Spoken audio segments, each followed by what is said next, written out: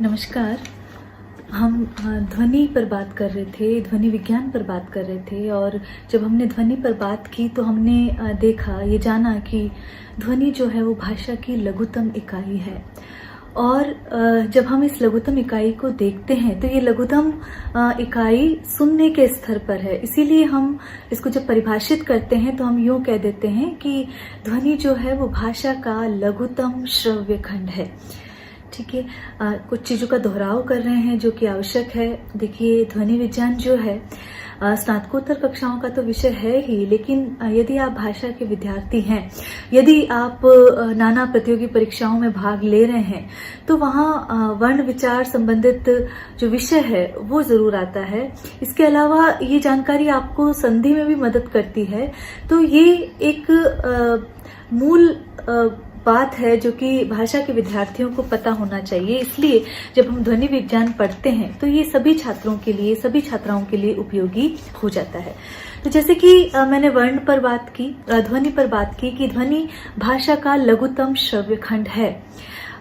वो जब हम श्रव्य के स्थान पर बात करते हैं, कल हम ध्वनि के बारे में हम पढ़ रहे थे तो हमने जाना कि ध्वनि से संबंधित 3 बातें महत्वपूर्ण हैं कि उसका ध्वनि का उत्पादन होता है, फिर वायु के द्वारा उसका संवहन किया जाता है और फिर उसका कर्ण कुहरों के द्वारा उसका श्रवण किया जाता है।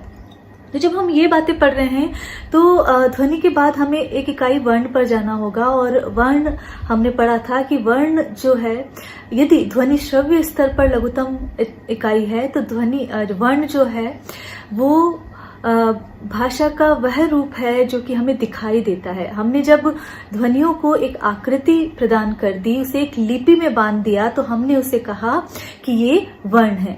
वर्णों का हमने फिर विभाजन किया स्वर, व्यंजन और अयोगवाह के रूप में। स्वर हमने 11 माने, व्यंजन हमने 33 माने। फिर जब हमने इन ध्वनियों का विभाजन किया तो हमने देखा कि जो ध्वनियां हैं वो अलग अलग स्थानों से उच्चरित होती है। हमने देखा कि जो मुख विवर है, जहाँ कंठ पिटक से लेकर ओष्ठ तक, इसके भीतर जाने कितने उच्चारण अवयव हैं और कितनी स्वर यंत्रियां हैं जिनके पर्दों के संकुचन से और फैलाव से, साथ ही जो निश्वास निकलता है उसके कहीं ना कहीं मुख विवर में स्पर्श से ध्वनियां अलग अलग स्तरों से उच्चरित होती है। उसी आधार पर हमने जो काकल ध्वनि से लेकर हमने तालु, मूर्धा, वर्ट्स, दंत, ओष्ठ्य, ये सभी ध्वनियां इनमें विभाजन किया था। हमने प्रयत्न के आधार पर भी कुछ ध्वनियों का, क्योंकि प्रयत्न के आधार पर भी ध्वनियां थी और उच्चारण अवयवों के स्थान के आधार पर भी ध्वनियों का विभाजन था। तो देखिए, जो बातें पूछी जाती है इन वर्ण विभाजन में आपके, उसमें आपसे ये पूछ लिया जाता है, जैसे कि हम बात करें मसलन तो अघोष स्वर क्या है, अघोष व्यंजन क्या है। तो जब हम अघोष व्यंजन की बात करते हैं तो पहले तो आपको जो व्यंजन हैं वो याद होने चाहिए, उनके सारे वर्ग याद होना चाहिए, जैसे क, ख, ग, घ, अंग, च, छ, ज, झ, य, ये सब कुछ याद होना चाहिए। फिर आप पहचान पाएंगे कि हम अघोष वर्णों में यदि देखें तो जो प्रत्येक वर्ग है, चाहे आप क वर्ग की बात कर लीजिए, चाहे च वर्ग की बात कर लीजिए, चाहे त वर्ग की, चाहे ट वर्ग की या प वर्ग की, जिन्हें हमने स्पर्श संघर्षी व्यंजनों के उसमें भी रखा था, स्पर्श व्यंजन में भी रखा था। तो उसमें अगर हम देखें तो अघोष व्यंजन जो है किसी भी वर्ग का प्रथम और जो द्वितीय व्यंजन है वो अघोष व्यंजन माना जाता है। जैसे कि प्रथम व्यंजन हम क वर्ग की बात करें तो क, ख, ये प्रथम व्यंजन है और ये अघोष व्यंजन की श्रेणी में रखे जाएंगे। इसी तरह यदि हम च वर्ग की बात करें तो वहां च, छ, ये जो 2 वर्ण हैं वो अघोष व्यंजनों की श्रेणी में रखे जाएंगे। लेकिन इसी के चलते अगर हम अघोष के बाद हम जो दूसरी श्रेणी लेते हैं घोष व्यंजन, उनमें हम रखते हैं कि जो प्रत्येक वर्ग है उसका तृतीय, चतुर्थ और जो पंचम व्यंजन है। जैसे कि हमने क वर्ग की बात की तो वहां ग, घ और अंग जो है वो अघोष वर्णों की श्रेणी में आएंगे। और हमने अघोष व्यंजन की श्रेणी में केवल क वर्ग को ही नहीं बल्कि च, त, प इसके जो समूचे वर्ग हैं उसके तृतीय, चतुर्थ और पंचम व्यंजन को रखा। इसके बाद अगर हम अल्पप्राण वायु अल्पप्राण व्यंजनों के नाम लें तो इन अल्पप्राण व्यंजनों में जब जो निश्वास निकलता है, जो वायु बाहर निकलती है वो कम मात्रा में निकलती है, तो उन्हें हमने अल्प प्राण कहा, जिसमें प्राण तत्व कम है, जो वायु जो है उतने वेग से नहीं निकल पा रही, इसलिए हमने क्या कहा, इन्हें अल्प प्राण। तो अल्प प्राण व्यंजनों की बात देखें तो ये आप ध्यान रखें, किसी भी वर्ग का जो प्रथम, तृतीय और पंचम व्यंजन है, जैसे कि यदि हम क वर्ग की बात करें तो क प्रथम है, तृतीय ग है और अंग पंचम वर्ण। इसी तरह च की बात करें तो च, ज और य। इसी तरह त की बात करें तो त, द और न। फिर प की बात करें तो प, ब और म। तो इस तरह जो प्रथम, तृतीय और जो पंचम वर्ण हैं हर एक वर्ग के, वो महाप्राण, वो अल्प प्राण व्यंजनों की श्रेणी में रखे जाएंगे। जब हम अल्प प्राण की बात कर रहे हैं तो अल्प प्राण व्यंजनों में जो निश्वास है, जो वायु है, जो बाहर निकल रही है जो वायु, उसमें प्राण तत्व कम होता है, उसका वेग कम होता है, इसीलिए हमने अल्प प्राण व्यंजन कहा। और प्रत्येक वर्ग का प्रथम, तृतीय और पंचम वर्ण जो है वो इसमें समावेशित किया। इसके बाद जो छूट जाते हैं वो महाप्राण। तो महाप्राण जिनको जब उच्चारित किया जाता है, जिन व्यंजनों को, तो जो प्राण तत्व है वो अधिक होता है, जो वेग है वो अधिक है, जो वायु जो है, निश्वास जो है वो अधिक मात्रा में निकलता है, इसलिए हमने इन्हें नाम दिया कि ये महाप्राण व्यंजन है। तो महाप्राण व्यंजनों में प्रत्येक वर्ग का द्वितीय और चतुर्थ वर्ण जो है, जैसे कि हम क वर्ग की बात करें तो ख और घ जो है वो महाप्राण व्यंजन है। इसी तरह हर एक वर्ग में, चाहे च की बात कीजिए तो छ और झ जो है महाप्राण व्यंजन कहलाएंगे। त वर्ग की बात करें तो थ और ध जो है वो महाप्राण व्यंजन कहलाएंगे।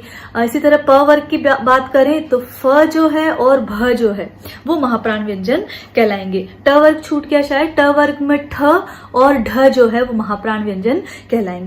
तो इस तरह हमने देखा कि किस प्रकार अघोष, घोष और अल्पप्राण, महाप्राण व्यंजन बांटे गए हैं। देखिए, ये आप चाहे आप स्कूल एजुकेशन से संबंधित कोई भी परीक्षा दे लें, या आप नेट की परीक्षा दे लें, या फिर प्रथम ग्रेड, फर्स्ट ग्रेड का जो आप एग्जाम दे लें, इन सभी परीक्षाओं में ये प्रश्न अमूमन पूछे जाते हैं अल्पप्राण से संबंधित और महाप्राण से संबंधित। इसलिए ये दोहराव जरूरी था कि आप जरूर ये कर लें, क्योंकि कल की क्लास बहुत लंबी हो गई थी और उसमें हमने ध्वनि संबंधी नाना चीजें पढ़ी थी, ध्वनि को परिभाषित किया था, साथ ही उसके जो किस प्रकार उसको अलग अलग तरह से उच्चारित किया जाता है वो बातें हमने देखी थी। देखिए, इसके बाद जो स्वर हमने, जब स्वरों का विभाजन किया, जब हम प्रयत्न के आधार पर, तो उसमें एक हमने चीज श्वास भी देखी। तो श्वास किन्हें कहते हैं, श्वास व्यंजन क्या है, श्वास वर्ण क्या है, जिनको उच्चारित करने से जो हवा जो है मुख विवर से निर्बाध गति से निकल जाती है वो श्वास कहलाता है। तो श्वास प्रश्वास की क्रिया जो है वो निर्बाध होती है। तो इसमें जो वर्ण आते हैं वो छ वर्ण आता है, वो फ आता है और ठ वर्ण, ये इस तरह के वर्णन हैं जिन्हें श्वास वर्ण कहा जाता है। इसी तरह विवार अगर कहें, विवार और संवार, इन्हीं से शब्द बनते हैं विवृत और संवृत। तो विवार मतलब है पूर्णतः खुला हुआ। तो जिन शब्दों को उच्चारित करने में जो मुख विवर है, जो स्वरतंत्रियां हैं वो पूर्णतः खुली रहती है। मुख विवर स्वरतंत्रियों की बात करें, स्वरतंत्रियां पूर्ण रूपेण खुली रहती है, उन्हें हम विवार कहते हैं, जिसमें क, प, च, ट और त, ये जो जिसमें प्रथम, हर वर्ग का जो प्रथम वर्ण है, इस तरह याद कर लीजिए, उन व्यंजनों को विवार कहते हैं, क्योंकि उनके उच्चारण करने में स्वर तंत्रियां पूरी तरह खुली रहती हैं।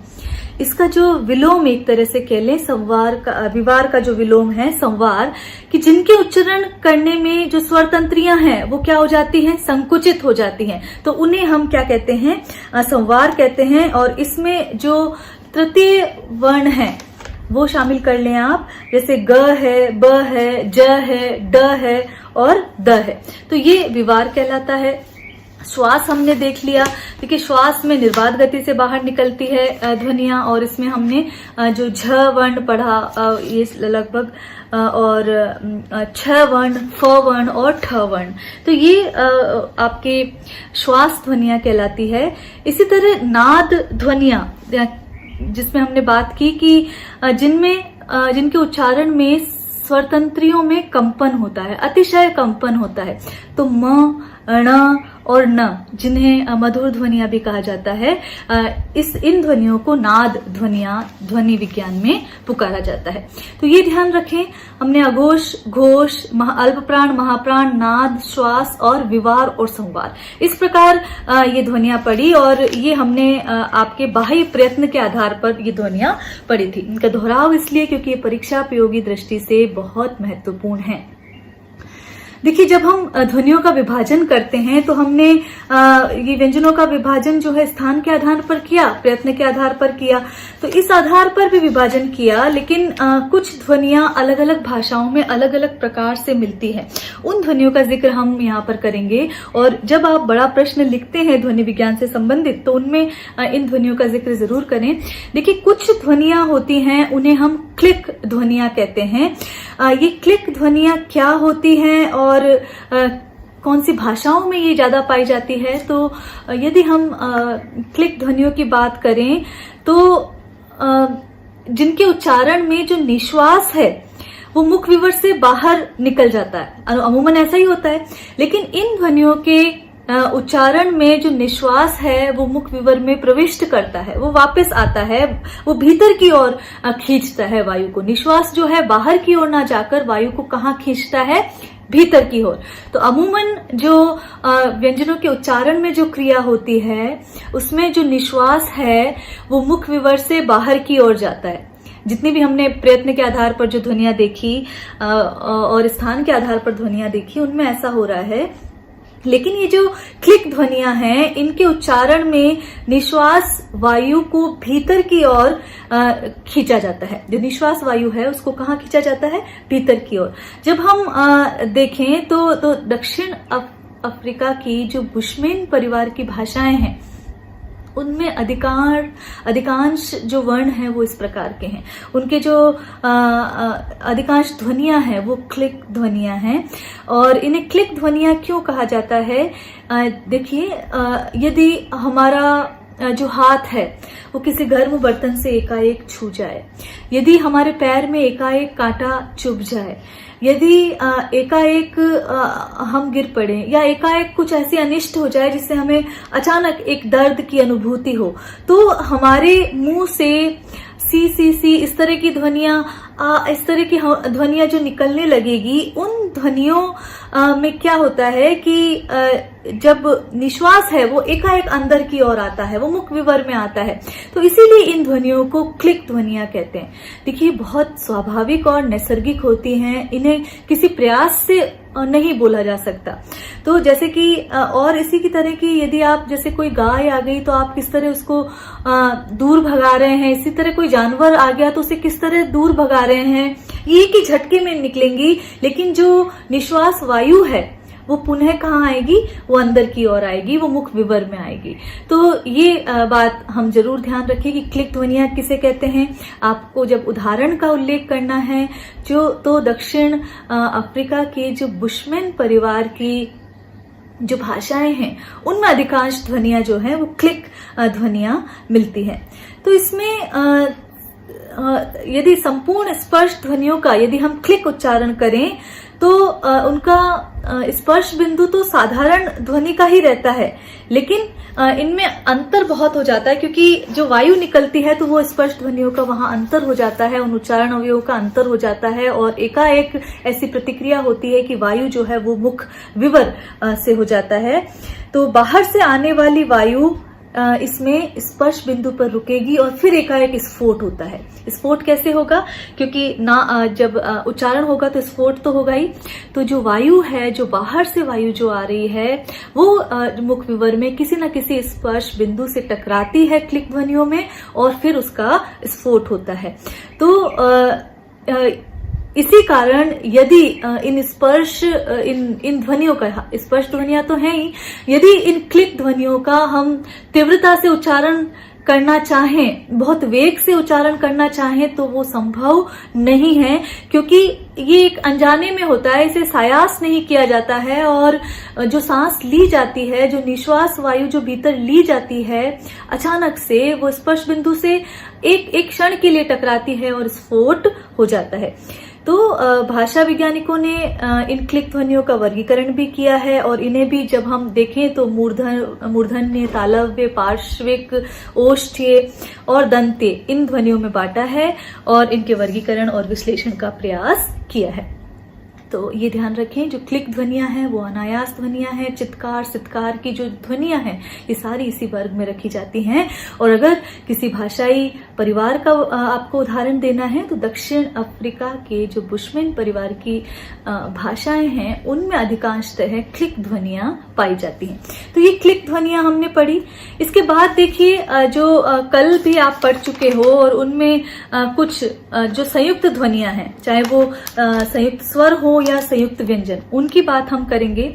हम पढ़ चुके हैं, इसलिए आप इनका दोहराव करें एक तरह से कि जब हम ये संयुक्त ध्वनियों को पढ़ते हैं तो और संयुक्त स्वर की बात करते हैं तो जैसा कि हमने कहा था कि भिन्न भिन्न स्थान से उच्चारित होने वाले दो जो विजातीय स्वरों के योग से जो स्वर निर्मित होते हैं उन्हें संयुक्त स्वर कहते हैं। तो भिन्न भिन्न स्थान से उच्चारित होने वाले, ये बात ध्यान रखें कि और ये भी है कि जब इनका संयुक्त स्वरों का उच्चारण किया जाता है तो ये जो दो या दो से अधिक स्वरों के योग से जो स्वर बनता है ये एक झटके में बोले जाते हैं और इनसे, इन दोनों के निर्माण से संयुक्त स्वर का निर्माण हो जाता है। ये इतनी तीव्र होती है ये क्रिया कि हम उसको विलग ही नहीं कर सकते कि कौन सा स्वर कहाँ है।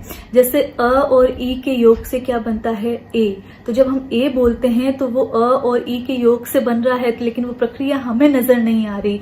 इसी तरह अ और ऊ के योग से ओ स्वर बनता है। तो ये चीजें हैं, इन्हें संयुक्त स्वर कहते हैं। इसी तरह यदि अगर हम बात करें अ और ए का, हमने देखा आई, और इसी तरह जो ओ और औ बनता है वो अ और ओ के योग से औ बनता है, ये भी संयुक्त स्वरों की श्रेणी में आता है। तो संयुक्त स्वर जब इनकी बात कर रहे हैं तो इन्हें जब हम हिंदी में देखते हैं तो समानाक्षर या असंयुक्त स्वर भी इन्हें कहा जाता है। तो जब दो स्वर परस्पर एक साथ मिलकर एक तीसरे स्वर की ध्वनि को जन्म देते हैं तो हम उन्हें संयुक्त स्वर कहते हैं। और 4 संयुक्त स्वर हैं, ए, ऐ, ओ और औ। जब हमने ए का निर्माण देखा तो अ और ई से देखा, जब हमने ऐ का निर्माण देखा तो ए और ए से देखा। इसी तरह जब हमने औ का निर्माण देखा तो अ और ओ से औ का निर्माण देखा है। इसी तरह जब ओ, जो अ और ऊ से, जो तालु ऊ है, उससे ओ का निर्माण। तो ये जो चारों स्वर हैं, ए, आई और ओ, औ, इन्हें हम वृद्धि स्वर भी, ए और ओ को गुण स्वर कहते हैं और आई और औ को वृद्धि स्वर भी कहते हैं। तो ये संयुक्त स्वर हैं। ये वृद्धि स्वर और गुण स्वर की बात इसलिए ताकि संधि में ये चीज ध्यान रहे कि किस प्रकार ए तथा ओ को गुण स्वर हम क्यों कहते हैं, क्योंकि कंठ और तालु से इनका निर्माण हुआ है, वहां से मेल हुआ है। इस प्रकार ये संयुक्त स्वर कहलाते हैं क्योंकि भिन्न भिन्न स्थान से उच्चारित विजातीय स्वर हैं, इसलिए ये संयुक्त स्वर कहलाएंगे। जैसा, और, आदि, ये शब्द हैं, इनसे निर्मित ये संयुक्त स्वर के उदाहरण हैं। अब हम बात करते हैं संयुक्त व्यंजन ध्वनि। अब देखिए, जब संयुक्त व्यंजन ध्वनि की बात करेंगे तो इनमें भी जो संयुक्त व्यंजन हैं वो अलग अलग प्रकार के हैं। जैसे कि एक जो संयुक्त व्यंजन का प्रकार है वो द्वित्व व्यंजन कहलाएगा।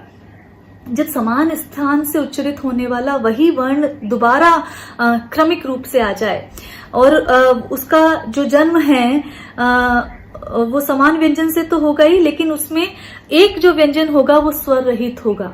जैसे कि आप पत्ता शब्द देखिए, पत्ता शब्द में स्वर रहित त का जो योग है और उसका त से संयोग होता है, तो वहां ये जो त स्वर रहित त और जो स्वर सहित त का योग से पत्ता शब्द बनता है। तो इसी प्रकार जब हम देखें जो कुत्ता शब्द है वो भी इसी तरह शब्द निर्मित है, कुक्कुट शब्द है वो भी इस तरह निर्मित है। तो जहां समान जो वर्ण है वही अगर स्वर रहित जो व्यंजन है वो स्वर सहित व्यंजन के साथ उसका योग होता है तो वो संयुक्त व्यंजन ध्वनि में द्वित्व वर्ण माना जाता है। इसी प्रकार कुछ जो ध्वनियां हैं जैसे कि क्ष, त्र और ज, इनको जब अगर यदि हम देखते हैं तो इनमें जो स्वर रहित, जैसे क्ष को देखें तो स्वर रहित क का योग मूर्धन्य श से होता है वहां पर, तो क्ष बनता है। इसी तरह त्र को देखें तो त जो स्वर रहित त है और उसका योग जो है र से होता है, वो स्वर सहित है, तो इस प्रकार त्र बनता है। इसी तरह जब ज को देखें तो स्वर रहित ज का जो योग है उसका य व्यंजन से होता है, जो च वर्ग का जो अंतिम वर्ण है पंचम वर्ण उसके योग से होता है, तो क्या बनता है ये ज बनता है। तो इस प्रकार ये दो व्यंजनों के संयोग से बनने वाले ध्वनियां हैं, व्यंजन हैं, इसीलिए इन्हें संयुक्त व्यंजन कहा जाता है। तो हमने एक तो देखा कि द्वित्व व्यंजन क्या है और एक संयुक्त व्यंजन देखा, तो ये संयुक्त व्यंजन कहलाते हैं। और इनके प्रयोग से यदि हम काव्य शास्त्र में बात करें और भाषा वैज्ञानिक दृष्टि से बात करें, काव्य विषयक बात करें, तो जहां वीर रस का प्राचुर्य होता है वहां द्वित्व वर्णों की और संयुक्त जो वर्ण हैं उनका प्राचुर्य वहां देखने को मिलता है। तो ये संयुक्त ध्वनियों की बात थी, व्यंजन के रूप में जब हमने बात की। इसके बाद देखिए जब विभाजन करते हैं तो मानक स्वर की बात की जाती है। ये मानक स्वर आखिर क्या है? देखिए इन मानक स्वरों को कुछ भाषा विज्ञानी प्रधान स्वर भी कहते हैं। जब इन प्रधान स्वरों की बात करते हैं तो ये केवल ऐसा नहीं कि ये केवल भारोपीय परिवार की भाषाओं की बात की जा रही है, लगभग सभी भाषाओं में ये जो मानक स्वर हैं वो पाए जाते हैं। और ये मानक स्वर जिह्वा की स्थिति के आधार पर बताए गए हैं। जब जिह्वा के अग्रभाग, मध्य या पश्च भाग उठती है उनके उच्चारण में, इस आधार पर इन मानक स्वरों का या इन प्रधान स्वरों का विभाजन किया गया है। और ये विभाजन अग्र मध्य और पश्च, मध्य में मतलब तालु, तो अग्र मध्य और पश्च के आधार पर किया जाता है और ये संख्या में 8 माने गए हैं। तो जब हम अ और ई की बात कर रहे हैं, ए जिसमें चंद्र की आवाज आ रही है हल्की, और ए जो लघु जो हर्ष ए है वो, और ई दीर्घ ई की बात की जा रही है, तो ये 4 अग्र स्वर माने जाते हैं। और साथ ही आ, ओ और उ, ये जो है ये दीर्घ स्वर पश्च स्वर माने जाते हैं, क्योंकि इनमें भी संवृत और विवृत होता है। जब हम आ देखें तो आ विवृत है क्योंकि स्वर तंत्रियां अधिक खुली हैं इसमें। जब ओ देखें तो ओ अर्ध संवृत है, और यदि उ देखें तो ये संवृत होता है। तो इस आधार पर इन मानक स्वरों की बात की जाती है। और ये लगभग सभी विश्व की सभी भाषाओं में ये मानक या प्रधान स्वर, जो 8 प्रधान स्वर हैं, वो पाए जाते हैं। देखिए इसके बाद जो हम बात करते हैं वो ध्वनि गुण की बात करते हैं। ध्वनि गुण की बात इसलिए क्योंकि ये लगभग हम भाषा वाली चीज में भी पढ़ चुके हैं, इसलिए एक जल्दी से इसका दोहराव हो जाएगा। देखिए प्रत्येक व्यक्ति नित्य प्रति बोलने में जाने कितनी ध्वनियों का प्रयोग करता है, और ये जो ध्वनियां बोलने का वो प्रयास करता है, जो बोलता है उन्हें नाना भांति से बोलता है।